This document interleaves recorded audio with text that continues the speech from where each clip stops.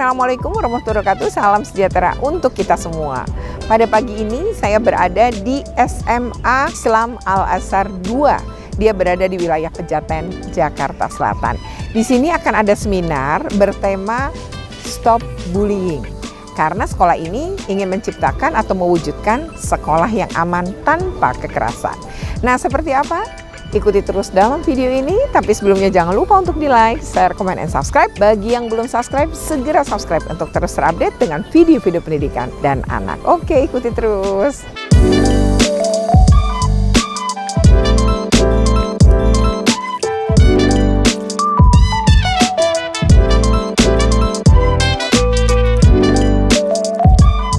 Berikutnya sambutan dari Wakil Kepala Sekolah Ibu Tati Ferawati MPD. Kepadanya dipersilakan. Ya, terima kasih. Baik, bismillahirrahmanirrahim. Assalamualaikum warahmatullahi wabarakatuh. Waalaikumsalam warahmatullahi wabarakatuh. Alhamdulillah, nahmaduhu wa nasta'inuhu wa nastaghfiruh wa na'udzu billahi min syururi anfusina wa min sayyiati a'malina. May yahdihillahu fala mudhillalah wa may yudlil fala hadiyalah. Asyhadu an la ilaha illallah wa asyhadu anna Muhammadan abduhu wa rasuluh la nabiyya ba'da. Rabbi shrah li sadri wa yassir li amri wahlul 'uqdatam min lisani yafqahu qawli. Yang sama-sama kita hormati ibunda kita, gurunda kita, sekaligus narasumber kita, Ibu Retno Listiani SPD MSI.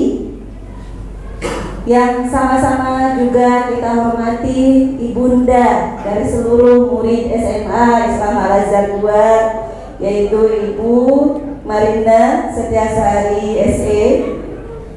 Yang saya hormati Bapak dan Ibu Guru SMA Islam Al-Azhar 2 yang hadir mendampingi acara bullying ini, karena kebetulan kita punya dua acara, yaitu bullying dan narkoba, di mana Pak Abu mendampingi dan sebagian Bapak Ibu yang lain mendampingi acara narkoba untuk kelas 10 dan 11. Juga di sini kita ada acara bullying. Nanti insya Allah kalian pun setelah acara bullying selesai nanti akan mendapatkan juga materi tentang narkoba.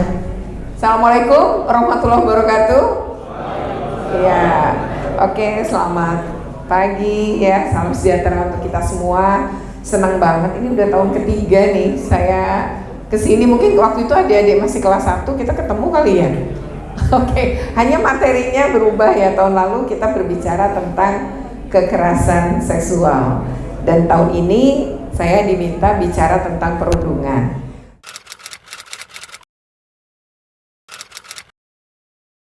Setuju nggak dengan pernyataan ini? Enggak. Nah, yang grup cewek-cewek bilang enggak. Tadi grup yang ini, apakah menganggap ini hal biasa? Oke. Jadi setuju atau enggak kalau yang di sini? Setuju dengan pernyataan ini? Enggak juga. Oke, oh berarti pecah ya. Ada yang setuju, ada yang enggak ya. Sementara yang ini kayaknya bulat menyatakan tidak setuju ya.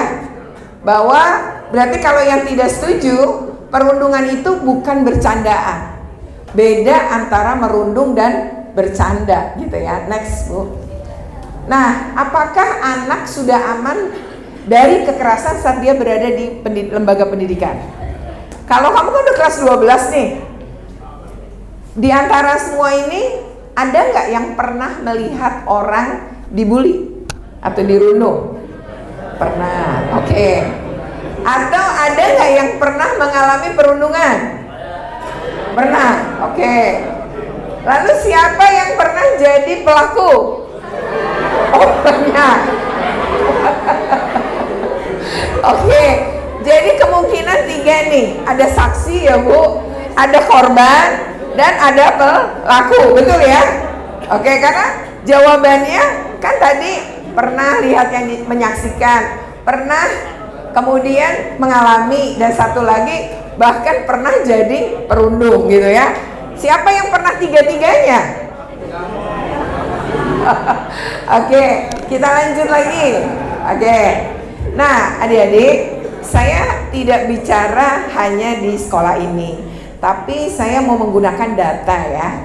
Apakah anak-anak kita aman ketika berada di lingkungan pendidikan? Nah, yang pertama, ternyata data Simponi ini dari Kementerian Pemberdayaan Perempuan dan Perlindungan Anak. Data ini menunjukkan bahwa ternyata terdapat 806 kasus kekerasan yang terjadi di sekolah. Ini yang dilaporin, kebanyakan anak nggak mau lapor. Siapa yang pernah ngalamin perundungan terus nggak pernah lapor sama sekali? Oh, ini korban, jadi dia korban. Oke, nggak lapor. Oke. Nah, lalu sebanyak 376 pelaku memiliki hubungan sebagai guru dan korban. Tapi angka tertinggi sebenarnya pelaku dan korban itu sesama anak. Paling tinggi. Terdapat 2.230 kasus kekerasan terjadi dilakukan oleh teman dan pacar sendiri. Siapa yang pernah mengalami kekerasan dari pacarnya? Dibentak itu juga kekerasan. Nggak boleh bergaul. Jadi sejak kamu pacaran sama dia, kamu tuh terputus hubungan sama teman-temanmu, itu juga kekerasan. Nah, ada cowok yang posesif kayak gitu. Oke. Banyak ya. Jadi kalau guru sama murid itu cuma 376. Tapi anak dengan anak mencapai 2.230 kasus. Berapa kali lipat tuh? Jadi kebanyakan dilakukan oleh teman sebaya. Oke ya, lanjut. Nah, temuan Survei Nasional Pengalaman Hidup Anak Remaja di tahun 2021 yang diselenggarakan oleh Kementerian PPA menunjukkan data. Next. Nah, kita lihat. Nih lihat. 1 dari 11 anak perempuan mengalami kekerasan seksual. Jadi dari 11 anak, 1 mengalami kekerasan seksual. Lalu yang kedua adalah 1 dari 17 anak laki-laki juga mengalami kekerasan seksual. Jadi kalau anak perempuan lebih tinggi mengalami kekerasan seksual dibanding anak laki-laki. Tapi anak laki-laki dan anak perempuan sama rentannya kan, berarti bisa jadi korban. Oke, kita lihat kekerasan seksual. Pelaku kekerasan seksual itu pada kelompok usia 13-17 tahun. Jadi anak dengan anak melakukan kekerasan seksual pun banyak kasusnya. Apalagi sejak kecanduan ini gadget ya menjadi hal biasa dan anak-anak ini bisa mengakses pornografi. Kasus terakhir yang menggegerkan Indonesia adalah baru kejadian di 2022, seorang anak perempuan usia 6 tahun diperkosa oleh temannya usia 8 tahun. Nah, ini bisa terjadi karena dia ingin mempraktekkan apa yang dia lihat di dalam video porno yang dia lihat. Ini dampak dari pornografi, ngeri kan? Nah, jadi dia mencoba untuk melakukan apa yang dia saksikan. Ini sungguh berbahaya. Nah, tapi untuk pelaku berusia 13-17 tahun, ini berarti SMP dan SMA ya adik-adik ya. Nah, itu ternyata untuk kejadian pertama itu dilakukan oleh pasangan atau pacar sebanyak 15,8%. Lalu ada kejadian terakhir dalam 12 terakhir ya, itu terjadi penurunan nih. Kejadian pertama terus kejadian terakhir. Jadi ada yang mengalami kekerasan seksual bahkan lebih dari 1 kali. Oke ya. Ada yang dalam rentang tertentu dia ngalamin berpuluh-puluh kali, itu bisa terjadi. Ya. Hanya diam, apalagi kalau pelakunya adalah orang terdekat atau bahkan keluarga sendiri, itu juga banyak. Ya, kasus-kasus di Indonesia. Lanjut. Tapi ini saya ngomonginnya di lembaga pendidikan ya. Oke, lanjut. Next. Nah, sekarang kekerasan emosional. Kekerasan emosional ini kita nyebutnya kekerasan psikis. Kekerasan psikis ini sebenarnya di Permendikbud terbaru, ada Permendikbud 46 Bu, tahun 2023 menjadi episode ke-25 Merdeka Belajar. Menteri kita ini coba ngelindungin anak-anak selama berada di lingkungan sekolah. Ada 6 yang termasuk kekerasan, yaitu kekerasan fisik, kekerasan seksual, kekerasan psikis termasuk. Kemudian ada kebijakan yang mengandung kekerasan. Kok bisa ya kebijakan sekolah mengandung kekerasan? Contoh, anak-anak yang kemudian dianggap melakukan pelanggaran kemudian dihukum dengan cara fisik. Misalnya kasus Manado saya pernah tangani waktu di KPAI, dia diminta 20 kali putaran, jadi terlambat terus suruh lari 20 putaran di lapangan. Putaran kelima anak ini ambruk, jatuh, dibawa ke rumah sakit, belum nyampe rumah sakit dia sudah meninggal dunia. Ternyata dia punya kelemahan jantung yang dia sendiri nggak tahu. Jadi di perjalanan dia udah terlambat, udah takut, jantungnya udah kencang berdebar tentu karena ketakutan, sampai di sana disuruh lari. Nah ini berakibat fatal. Itu berarti kenapa? Karena aturannya anak yang terlambat suruh lari. Nah itu namanya kebijakan mengandung kekerasan. Ya, jadi banyak kebijakan-kebijakan yang kemudian diduga kuat dia bisa saja mengandung kekerasan. Saya pernah tahun 2023 saya ke Garut, itu ada SMK, itu hukumannya gini, kalau ada anak melanggar aturan berupa ketangkep basah merokok, kan SMK nih ya, di lingkungan sekolah, maka dia itu hukumannya ditampar. Tapi ditampar teman satu kelas, kau bayangin, semua temennya. Nah pertama itu kebijakan yang sangat bernuansa kekerasan. Kenapa? Karena dalam Undang-Undang Perlindungan Anak nyuruh orang melakukan kekerasan, kitanya enggak, tapi nyuruh anak memukul aja itu bagian dari kekerasan. Membiarkan juga, ini anak satu sekolah, satu kelas suruh nabok gitu, itu saraf yang kena berapa, ya itu sangat berbahaya. Jadi ada kebijakan-kebijakan juga yang mengandung kekerasan. Lalu Permendikbud ini antar sekolah bisa. Kenapa? Sebab begini, kamu bisa jadi punya pacar anak SMA lain kan? Lalu terjadi kekerasan tuh yang melibatkan dua sekolah. Meskipun ini masalah pribadi tapi ada hubungan dengan murid kita, tetap harus dilakukan penanganan berdasarkan Permendikbud 46. Nah bahkan ini kekerasan online yang paling banyak menimpa. Jadi udah putus dari pacar, pernah kirim-kiriman gambar tidak senonoh, lalu oleh pacarnya yang cowok nih di-share ke temen-temennya, itu melanggar ITE. Yang kedua melanggar Undang-Undang Perlindungan Anak.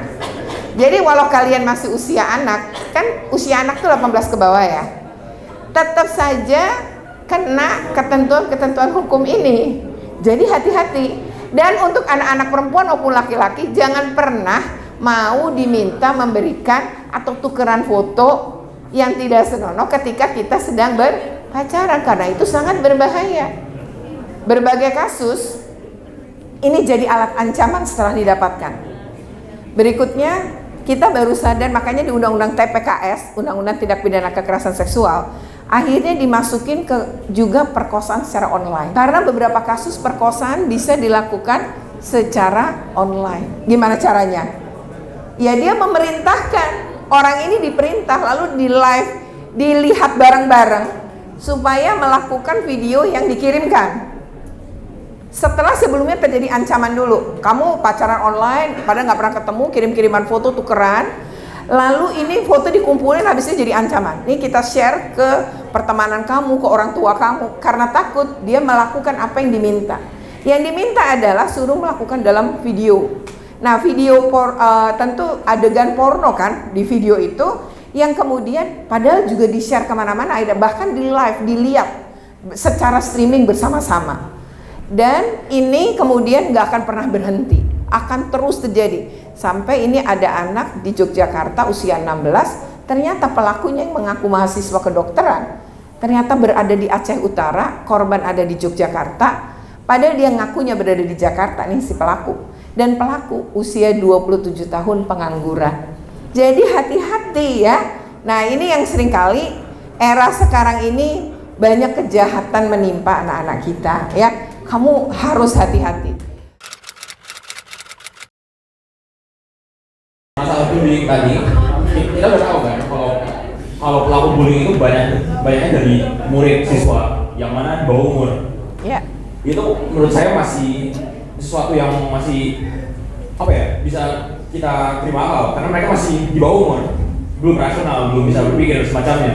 Tapi kan salah satu pelaku yang lumayan kaget adalah guru. Ini lucu, guru itu adalah satu orang yang seharusnya menjadi satu tameng terakhir untuk membela murid misalnya dibully, tapi malah jadi pelaku. Ini kan menyedihkan. Ini jadi pertanyaan saya, kok bisa guru bisa jadi seperti itu kan? Apakah untuk menjadi guru gak ada satu kualifikasi tertentu yang mengharuskan mereka paham masalah emosional murid, atau malah mereka kalau mau jadi murid jadi guru aja tanpa harus tahu itu? Oke. Itu jadi bingung kan? Kok bisa? Ya. Oke, baik. Pertanyaan saya. Pertanyaan dari teman yang laki-laki nih ya. Oke. Adik tadi ya satu, kenapa bisa melakukan itu? Sebenarnya prinsipnya gini nak. Orang melakukan sebuah perbuatan, guru juga, itu karena masa lalunya. Jadi orang yang mengalami A, dia akan memperlakukan A juga kepada orang lain, walaupun itu salah. Nah, lalu apakah menjadi guru ada screening untuk perilaku? Nggak ada. Tapi lebih kepada tes kan. Nah, lalu kalau ada guru-guru yang melakukan itu bagaimana? Harus dilaporkan. Jadi kitanya harus speak up bahwa katakan bahwa kita tidak nyaman. Saya tidak suka dibegitukan. Ngomong aja. Guru ini punya relasi kuasa ke kamu. Dia lebih tinggi daripada kamu. Jadi ada relasi kuasa yang lebih tinggi ke yang lebih rendah. Itu sudah masuk kategori bully. Karena pembulian itu misalnya siswa senior kepada siswa junior, guru kepada murid, kepala sekolah kepada guru gitu kan. Nggak mungkin lah guru ngebully kepala sekolah gitu kan. Nah kan nggak mungkin kebalik gitu. Nah itu ada relasi kuasa namanya. Nah kalau kemudian terjadi, ya guru juga manusia. Nah biasanya orang yang bahagia itu akan memperlakukan orang lain dengan baik. Jadi bisa jadi dia nggak bahagia. Jadi orang-orang yang tidak bahagia biasa punya masalah pada mental. Nah sebaiknya memang kalau dilaporkan gurunya biar dirujuk untuk mengatasi rasa sakit yang lama dulu, ya, secara psikologi dihilangin. Sehingga dia menyadari itu salah dan tidak akan memperlakukan lagi orang lain seperti dia, kan dia juga tersakiti akibat perbuatan itu. Jadi sekali lagi, perilaku kita memang sangat berpengaruh pada masa lalu kita. Oleh karena itu, mari kita bahagia. Karena kalau kita bahagia, kita bisa memperlakukan orang lain dengan baik. Kalau kita bahagia, kita bisa berkarya. Dan bahagia itu bisa kita ciptakan. Satu, cari teman-teman yang positif biar kamu juga bahagia dan positif.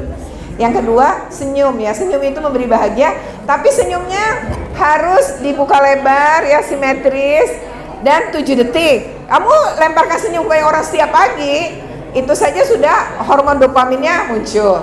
Olahraga, dengerin musik, itu juga hal yang bisa memunculkan hormon kebahagiaan. Jadi kita bahagia dulu. Karena anak-anak yang nakal pun itu saya lebih suka menyebut perilakunya tidak tepat, atau saya menyebut anak-anak ini bukan anak-anak yang bahagia.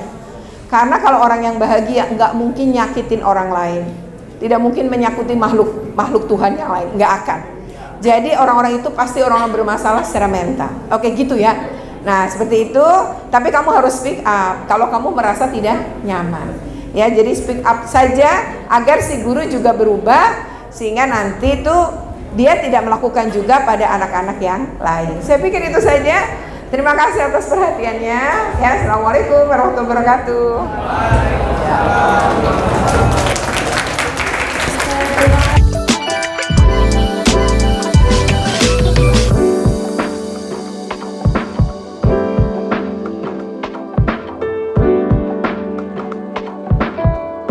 Oke ya, demikian kegiatan sebenarnya lebih ke seminar pencegahan perundungan di lingkungan satuan pendidikan yang bertempat di SMA Islam Al-Azhar 2 Pejaten, Jakarta Selatan. Ini memang mereka bagian bentuk pencegahan ya, pencegahan sebagaimana amanat Permendikbud Permendikbud nomor 46 tahun 2023 tentang pencegahan dan penanganan tindak kekerasan di satuan pendidikan.